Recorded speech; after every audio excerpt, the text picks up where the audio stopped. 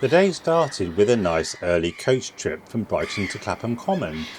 The first job was to claim my free cycling jersey and pose for pictures. Then it was off to the starting line. Loving the energy here on the start line. I'm hearing a lot of positive mantras. Let's go, we've got this. Bring yourself and ride away. This is your Capital Brighton. And we're off. After the start at Clapham Common, we had a clear section of road to start with. Oh God, there's some potholes around here. Then things got interesting at the first big junction. Like this junction, all of the junctions throughout the ride were marshalled. Some sections of London we had closed roads, some sections we used the bus lane, and some roads had what they called live traffic. Obviously, the organisers couldn't shut down London for the day, so riders had to obey traffic signals and marshals. We always had a big clump of lycra-clad two-wheelers at junctions, but once through, the group spread out again. At times, we had to squeeze through parked vehicles and not get flattened by cars. I did the ride with my daughter's partner Nath. It was his third time doing the ride. This is Nath and my daughter Alice crossing the finish line last year. The route went from Clapham Common through Somerstown, Tooting Broadway, Mitcham and Carshalton to Rest Area 1 at Woodmansterne. Things went well until we got to Carshalton when it started raining. So a little shower, it'd be fine.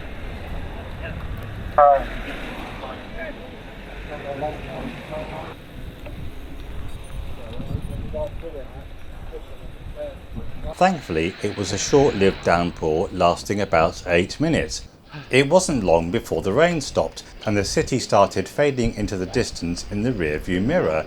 We started seeing countryside, the sun came out and it was time for a quick pit stop at Rest Area 1. Gosh. Checkpoint number 1, 10 miles. Prior to the ride, I found out the hard way that as well as water, you need food to keep you going. My main source of energy on the ride was loads of homemade flapjacks and chocolate. The bananas got squished unfortunately. The second section took us from Woodmansterne through loads of country lanes, under the M25, through the north of Redhill and under the M23 to Rest Point 2 at the Dog and Duck near Outwood. This is where I found out I had a flat on the rear wheel, so rather than wait in line for the busy mechanics, Nath and I replaced the inner tube. Then it was back on the road. So we've just left checkpoint number 2. We're somewhere south of the M25 heading towards Gatwick. I had a puncture which me and Nath repaired at the checkpoint and Nath didn't manage to get a burger. He's looking forward to it and everything. Oh dear. Don't know what happened there. For me, the thing that characterised this section was the way people were starting to come out and cheer riders along. The sun was shining, so people had put chairs in their driveways and were enjoying the weather, a nice glass of something cold and cheering us on our way. This wonderful atmosphere helped my motivation no end. Thank you. Section 3 took us from the Dog and Duck along loads of country lanes, through a few small hamlets and up Turner's Hill. Somewhere before Turner's Hill was the halfway point. Note to organisers for next time, put up a sign marking it please. Turner's Hill was the first hill I didn't make it up, but I made it nearly to the top. This wasn't an official rest area, but most people use it as one. The church was offering free water refills and had set up refreshments for people.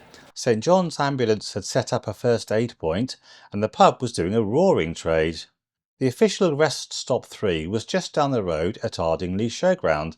There we were entertained by Lancing Brass Band while the mechanics checked my gears and brakes. The fourth section was from Turner's Hill stroke Ardingly Showground through Haywards Heath and a load of pretty villages to a rest stop at Wivelsfield just before Ditchling Common. Very pretty village. Not sure how far we are from Ditchling. Oh, we're going downhill.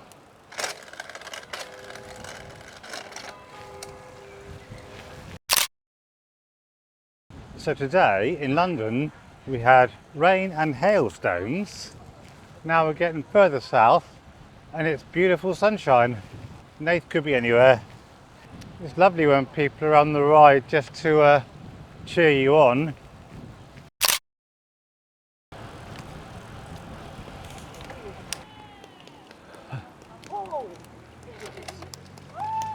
Thank you.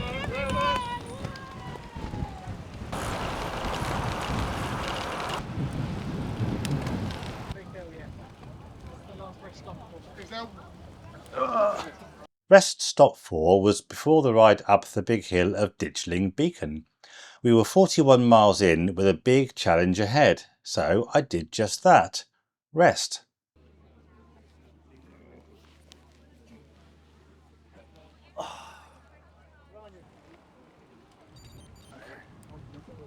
So we've just had a little bit of a stop at Ditchling Common, just about to go through Ditchling Village, then attempt at Ditchling Beacon. Thank you. Cool, thank you. Thank you.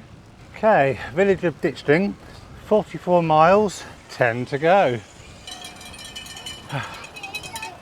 These guys look like they are riding an ice cream cart, but it's for Boodle's rosé wine. I understand they had a long day but did finish. Ditchling Beacon, the biggest hill on the ride. Now you'll probably notice that most people are walking.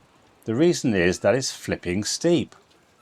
Between Underhill Lane car park and the top of the beacon it's only 1.14 kilometres as the crow flies, yet the elevation increases by 134.7 metres. This is it on Strava, so you could be forgiven for walking it. The group we were in started later. All of those keen to make it to the top were in earlier groups and had long since made it to Brighton. Everybody has their reasons and motivation for doing the ride. Many people do it to raise money for their charities in honour of loved ones they've lost, often in tragic circumstances. Everybody regards it as a personal challenge and sets their own goals. On the walk up to the top, I spoke to a few first-timers. As well as having the motivation to raise money and the personal challenge of making it to the end, many I spoke to also viewed doing it as part of making big life changes. The ride takes place on Father's Day, and one guy I spoke to put this very succinctly by saying, "I could have spent Father's Day on the sofa eating chocolate and getting even fatter, but I want to be a better weight and fitter. Preparing for this ride has put me on the right track."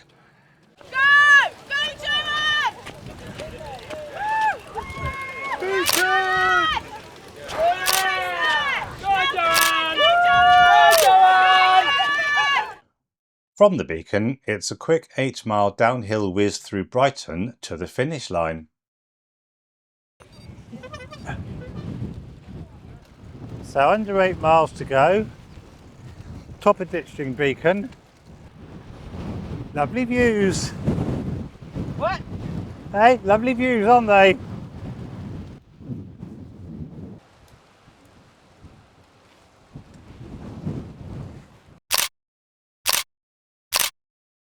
I can see the sea.